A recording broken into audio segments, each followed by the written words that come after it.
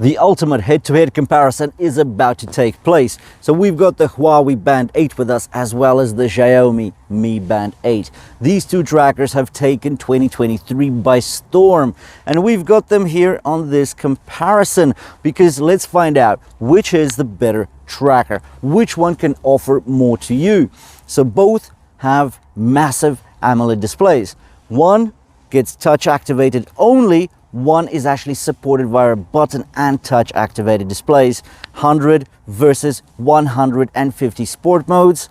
Lots and lots of faces to download. They both get quick release straps. One is with a watch type buckle, one is with a tuck and clip design clasp. Now there is a lot to cover with these two trackers. One is actually very practical and budget looking. One looks kind of premium. So let's talk about it in this comparison. I also want to mention that I actually picked up these two trackers on AliExpress because I really am losing the plot with the high street prices of smartwatches and trackers. Some of the prices are really stupendous. So for example, with the Huawei Band 8, I got an AliExpress for $32. On high street, I'd be paying double that. With the Xiaomi Mi Band 8, I picked it up for $35, while I can get it on Amazon for 60 bucks. Is that difference really what you want to be paying? Well, if you do, don't heed my advice. But if you don't, you can follow my links in the description below the video. I will get some affiliate kickback if you do make a qualified purchase. But in the end, that does help the channel grow, make some money so I can get more trackers onto this channel and do the reviews for you. And now let's continue with the review and comparison of these two bad boys.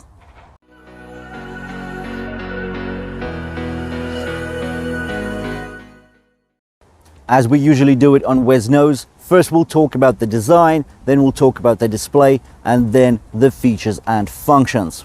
With the design, well, the Huawei goes with a very practical rectangular shape. Now, the corners are rounded, yes, but if we talk about the actual watch case, well, it's plastic. That's it. The underside, great plastic. On the walls, plastic. There's no bulges, it's all sort of straight, lean, and frankly, quite cheap. In regards to the Mi Band 8, well, it's pebble-like. All the corners are rounded. The walls, the back case, even the front or the top, everything is well rounded. It does look like a pebble. Now, something new here is, of course, it doesn't actually pop out of its strap. It gets quick release straps, same as the Huawei Band 8. So at the back, they've got buttons on the underside. You basically push it in and the strap comes off. Nice and easy on both. In regards to the silicone straps, well, the quality is about equal. You know, they're soft, they're flexible. In regards to the clasps on the original straps that you get in the box, well, with the Huawei, you get a watch type clasp. And I like that because it's so easy to put on, take off. With regards to the Mi Band 8, you get the tuck and clip design. I don't find that very convenient. I think that's like very cheap, and taking it off is easy, but putting it on can get quite tricky and prolonged. So I do prefer the watch type clasp.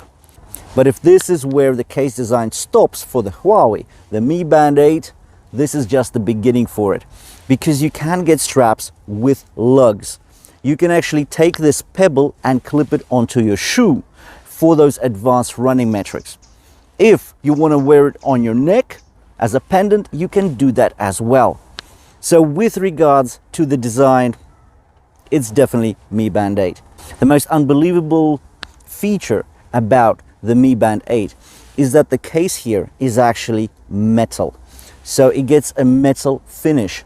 It's not plated, it's actual metal case. So there will be some hard wear and tear, and it will take it. So this is graphite black. You can also get it in silver. If we summarize the case designs, well, Huawei, practical, cheap, and functional, while the Mi Band 8, it looks great. It looks premium. I wouldn't have said, if I didn't pay for it, the 35 bucks, that it costs that cheaply. So definitely, in regards to the design, the Mi Band 8 wins hands down. Now let's talk about the display. With the displays, the Huawei gets 1.47-inch AMOLED. With the Mi Band 8, we get 1.62 inches. Both are AMOLED and touch activated. But of course, the Huawei does get a button on the right-hand side, and that really helps you navigate the watch more conveniently. In regards to resolution, well, the Huawei gets 286 ppi, while the Mi Band 8 gets 326 ppi, so that's over 20% better. It also gets a high refresh rate. You get 60 Hz on the Mi Band 8. Both trackers are very bright. They do pump out around the 600 nits of brightness, so they're bright enough to be legible in basically any light conditions. Now both get AOD, aka always on display. Now I don't use the feature because it really drains your battery life, which we'll touch upon in a little bit. You also get hundreds of faces, well actually thousands probably. But one big consideration, the fact is on the Huawei app, when you go and download faces, there aren't that many good free faces. For the nice ones, well, you have to pay. With the Xiaomi, all faces are absolutely free. So I think that's a very nice positive to the Mi Band 8. Both of these trackers get tempered glass on top, so that means that they're sort of scratch resistant. When you look at the UI and how fluid it is, the Mi Band 8 wins. If you look at the colors, the richness of the blacks, the reds, again, the Mi Band 8 wins. And I think that's down to the refresh rate. So even in the display specs, the Mi Band 8 takes the upper hand. And it gets another point here. Now let's talk about the features and functions of these two trackers. Let's touch upon battery life. Well, the manufacturers do claim up to 16 days on the Mi Band 8 and up to 14 days on the Huawei Band 8. Now that is with very restrictive usage. Considering typical usage, so a couple of sport modes per week, no AOD, with all the sensors switched on, such as your sleep metrics, your 24/7 heart rate metrics, your stress sensors, etc. You're looking with a typical usage at 7 to 8 days. So a week or just over for both of these trackers. So battery life is about the same. In regards to charging time, with the Huawei 45 minutes and it's at full. With the Mi Band 8 it's 1 hour. So either way, very good performance in regards to the battery. In regards to the features and functions, we can talk the day about things like, oh, timer, stopwatch, weather widgets. I don't want to, because that is boring and that is basic. I want to talk about the real serious stuff. So what are the changes, the groundbreaking stuff that these two trackers can actually bring to your lifestyle? Well, first of all, let's touch upon sensors. So 24/7 heart rate monitoring, 24/7 stress monitoring, 24/7 SpO2, aka blood oxygen saturation monitoring. These two trackers can do that for you. Also, you get sleep monitoring. So both of these trackers measure or monitor your deep, light and REM sleep. So 3 sleep stages. With the Mi Band 8, where your naps are over half an hour, it will pick it up. With the Huawei Band 8, where your naps are over 20 minutes long, the watch will pick that up. In regards to sport modes, this is where it gets interesting. The Huawei gives you 100 sport modes, which is massive. The Mi Band 8 gets you 150 sport modes, which is like super massive, 50% more. But both of these trackers lack inbuilt GPS, meaning that you still need to use your smartphone's connection via Bluetooth to calculate the accurate distance, hence the speed and so forth, for your running, walking, cycling, and basically outside activities. But the sport modes that are available, they're all goal-based, meaning that you can set an objective to your workout, such as time objective, calories to be burnt objective, or a distance goal. That's great. You can also set up your pace alerts, heart rate zone alerts in both of these trackers. You can set up auto pause for, let's say, your running or your cycling activities, walking maybe. Both of these trackers have auto-detectable activities as well. So with Huawei, there are 6 sport modes, and when you start swimming in the pool, both of these trackers will count the number of laps as well as your stroke count. And both of these can handle backstroke, breaststroke, as well as freestyle. In regards to the Mi Band 8, it can also auto-detect activities, and I think it's the same 6. Maybe 1 or 2 more, but from memory, I think it's just 6. Now, considering it does the auto detection, I don't think it's a biggie. So many trackers out there do it today as well. But if we talk about the additional kind of monitoring, something that one does and the other doesn't, then it goes down to the fitness metrics. So the Huawei Band 8 is really good at that. It gives you a VO2 max. It provides training load information such as aerobic and anaerobic stress. It gives you recovery times. It is a strong tracker which provides the metrics that you would expect on a sports watch. While the Mi Band 8, you can actually clip it onto your shoe.